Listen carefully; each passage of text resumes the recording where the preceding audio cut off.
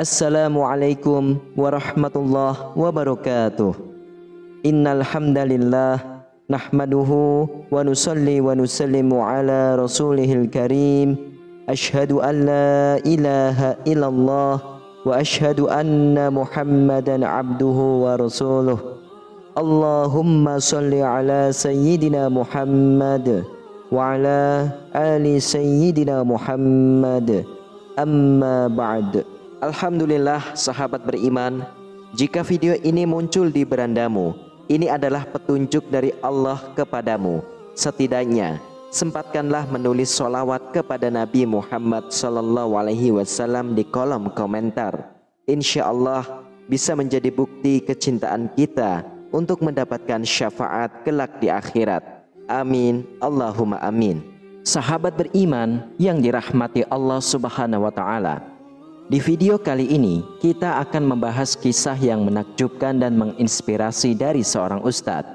Kita sebut saja namanya Anwar. Dia adalah penceramah yang disegani di desanya.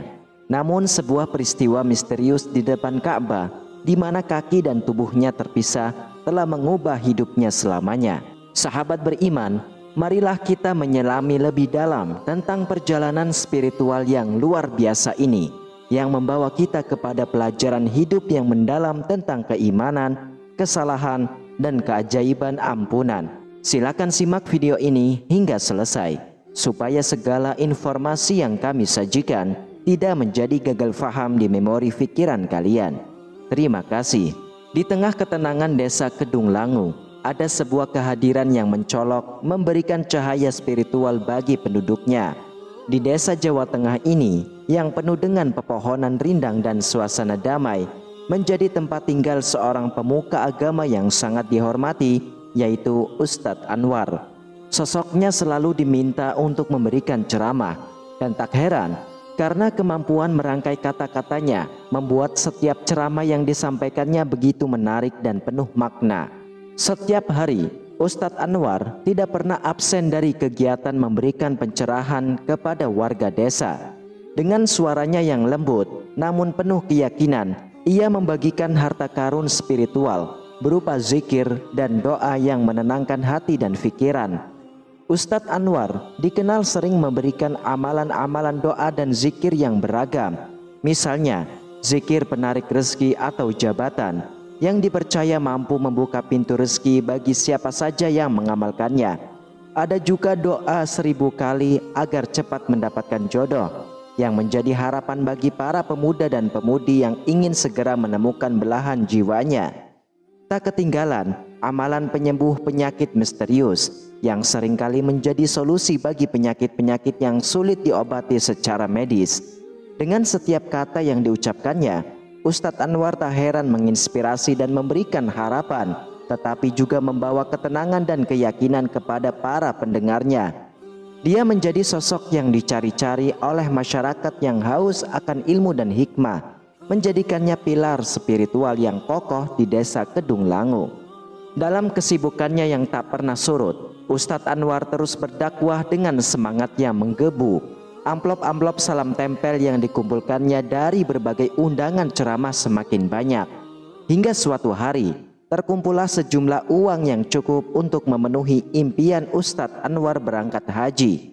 Sambil menunggu tahun keberangkatannya, Ustadz Anwar semakin gencar dalam memberikan ceramah, amalan doa, zikir, tirakat, dan berbagai amalan yang mengandung efek tinggi bagi kehidupan spiritual. Dalam setiap ceramahnya, dia selalu mengajak para jamaah untuk memperbanyak amalan-amalan kebaikan dengan harapan mendapatkan berkah dari Allah.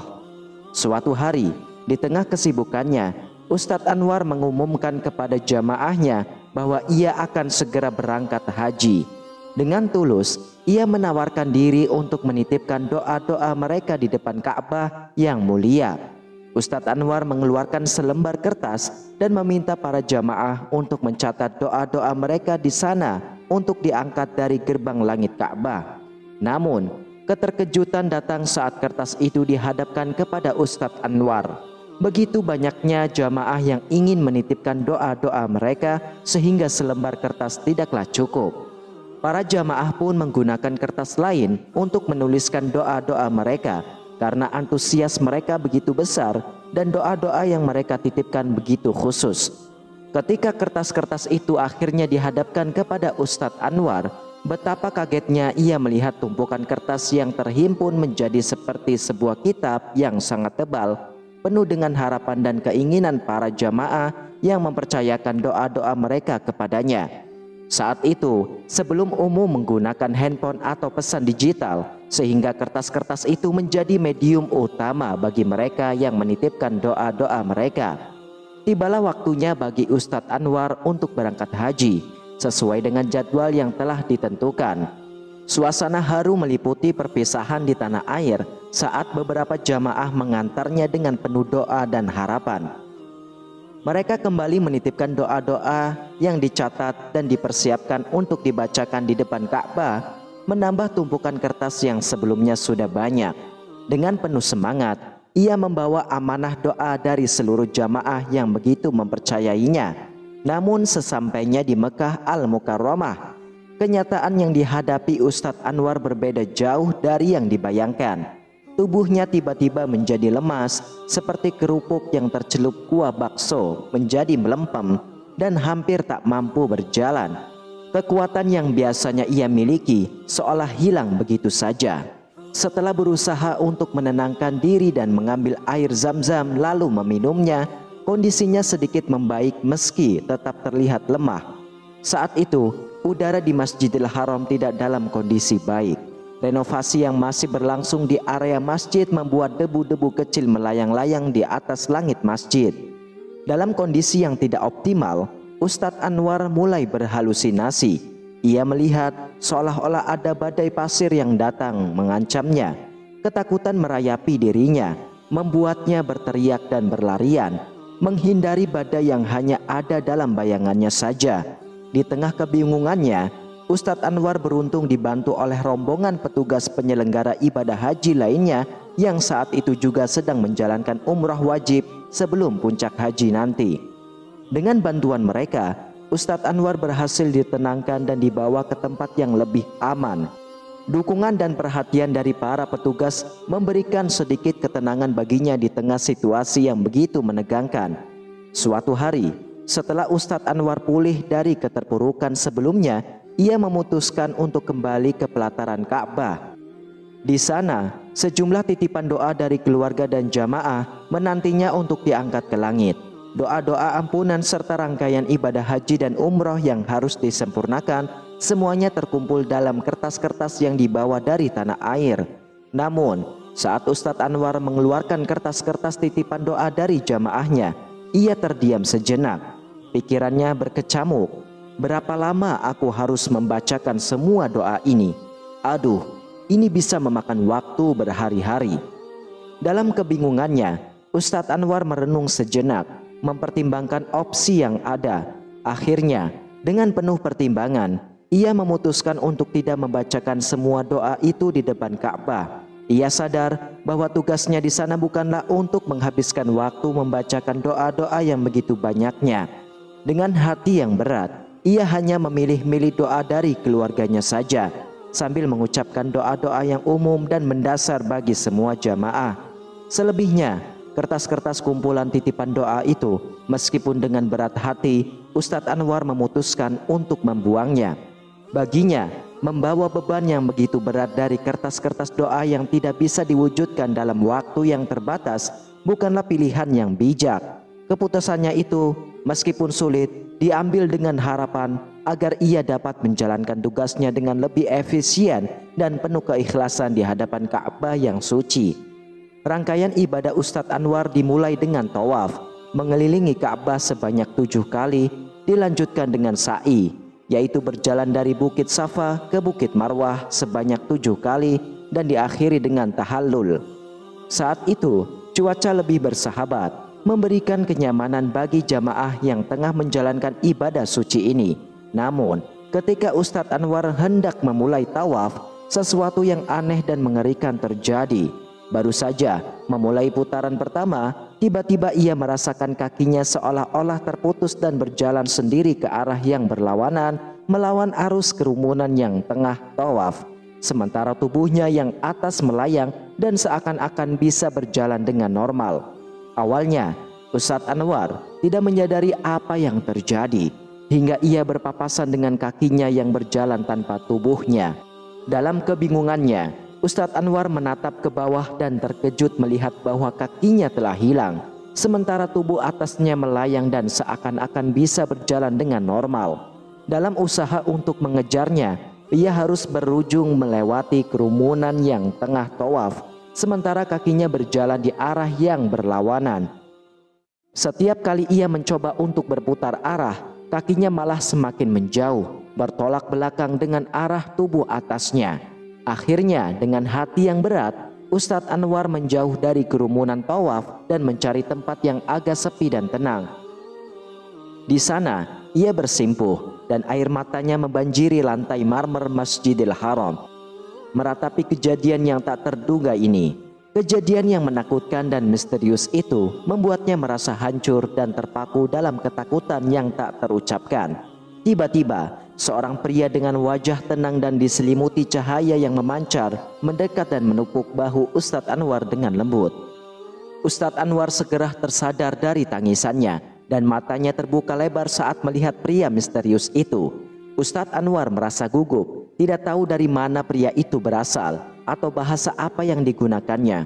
Wajahnya menunjukkan ciri-ciri seorang Arab, tetapi dari bagian Arab mana dia berasal, Ustadz Anwar tidak tahu.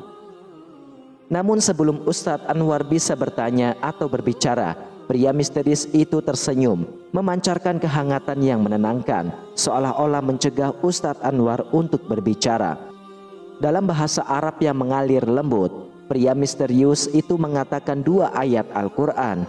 Ustadz Anwar meskipun awalnya tidak sepenuhnya memahami arti kata-kata itu karena saking gugupnya merasa getarannya, ia mengerti bahwa pesan yang disampaikan oleh pria misterius itu sangatlah penting.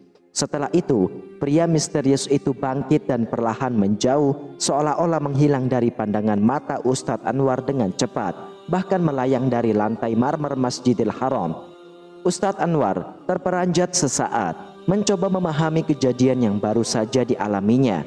Namun dalam kebingungannya, ia sadar bahwa pesan yang disampaikan oleh pria misterius itu pastilah sangat penting, dan ia mencoba mengingatnya. Ustadz Anwar menyadari bahwa kata-kata yang didengarnya adalah ayat-ayat dari Al-Quran, surah As-Saff ayat 2-3, yang artinya, "Wahai orang-orang yang beriman, mengapa kamu mengatakan sesuatu yang tidak kamu kerjakan? Sangat besarlah kemurkaan di sisi Allah bahwa kamu mengatakan apa yang tidak kamu kerjakan." Kata-kata ini menusuk hatinya seperti tombak, menyadarkannya akan kesalahannya. Dengan hati yang penuh penyesalan, Ustadz Anwar menangis sejadi-jadinya. Air matanya membasahi pakaian ihramnya hingga basah kuyup seperti kehujanan. Ia merasa begitu lemah di hadapan kebesaran Allah dan ia segera bertaubat atas dosa-dosanya. Karena kelelahan yang melanda, Ustadz Anwar akhirnya tertidur di lantai Masjidil Haram. Dalam mimpinya, ia bertemu dengan kakinya yang berbicara kepadanya, "Aku hanya akan mengikuti apa yang kamu fikirkan dan akan hanya berjalan di jalan Allah, jalan yang lurus dan jalan yang diridhoinya." Dengan mata yang sedikit terbuka, Ustadz Anwar segera tersadar dari tidurnya di lantai Masjidil Haram dan betapa besar keheranannya ketika ia melihat bahwa kakinya sudah kembali seperti semula tanpa cacat atau luka sedikit pun. Merasakan keajaiban yang baru saja dialaminya, ia merasa penuh syukur kepada Allah atas rahmatnya yang tak terhingga. Setelah kembali dari Mekah, Ustadz Anwar dengan tulus menceritakan pengalamannya kepada para jamaahnya. Dengan penuh kerendahan hati, ia meminta maaf atas kesalahan dan ketidaktelitiannya yang telah terjadi. Namun lebih dari itu, ia berbagi hikmah dari pengalamannya yang menakjubkan tersebut. Ustadz Anwar mengajarkan kepada para jamaahnya pentingnya untuk tetap berpegang teguh pada prinsip-prinsip agama, baik dalam perkataan maupun perbuatan. Ia menekankan bahwa setiap ucapan harus disertai dengan tindakan yang konsisten sesuai dengan ajaran yang telah diajarkan dalam agama Islam. Pengalaman yang ia alami merupakan pengingat bagi semua orang untuk senantiasa berhati-hati dalam berkata-kata dan perbuatan, serta untuk selalu mengikuti jalan yang lurus di bawah ridho Allah Subhanahu wa taala. Wallahu a'lam bishawab. Sahabat beriman yang dirahmati Allah, demikianlah kisah seorang ustadz yang telah mendapatkan peringatan dari Allah. Jika ada perkataan yang kurang berkenan dan menyinggung perasaan sahabatku semua, saya mohon maaf sebesar-besarnya. Semoga kisah ini menjadi hikmah serta pelajaran untuk diri kita semua.